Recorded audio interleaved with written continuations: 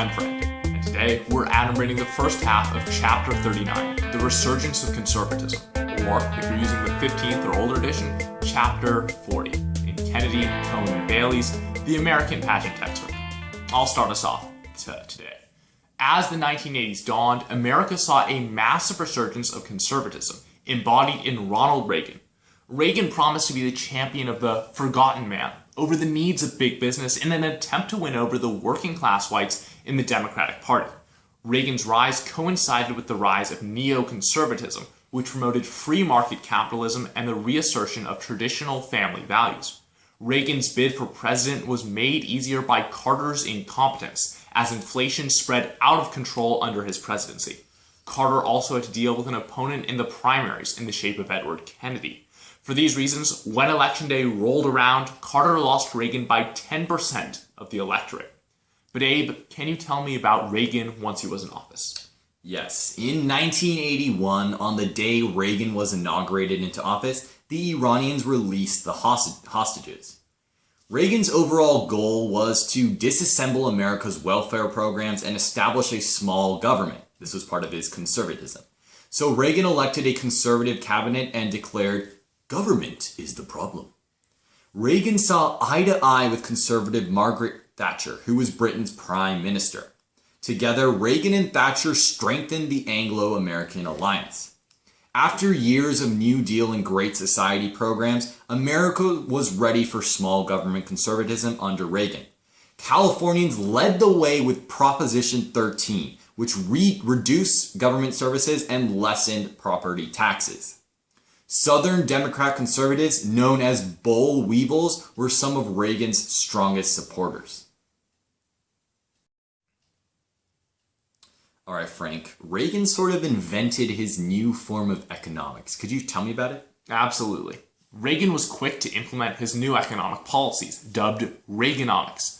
His plan was to cut taxes in an effort to bolster investment in a move called supply-side economics. In order to pay for the tax cut, Reagan slashed welfare spending, plunging America into its deepest economic decline since the Great Depression. Under Reagan, unemployment shot up to 11%, and the income gap between rich and poor widened considerably. At the same time, Reagan dramatically increased military spending, pouring $2 trillion into defense, or over $5 trillion if adjusted for inflation. But Abe, can you tell me where this money into the military went to? What projects did Reagan pursue? Well, Reagan decided to greatly expand the U.S. military in order to threaten the Soviets and begin another arms race. He began this tactic by establishing the Strategic Defense Initiative, which mandated that battle stations with fire laser technology be launched into space.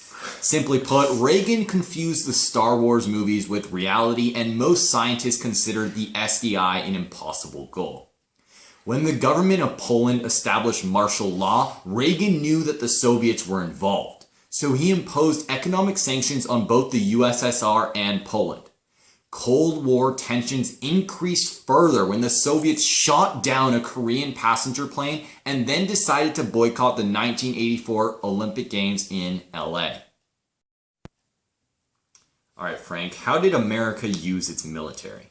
Well, unfortunately, the fire-battled laser stations never really saw action. Aw, man. However, America was forced to dispatch troops to Lebanon as part of a peacekeeping force in 1983, but withdrew after a suicide attack killed over 200 Marines. In South America, Reagan refused to work diplomatically with the new leftist Sandinista government of Nicaragua, instead giving military and financial support to their opponents, the Contras.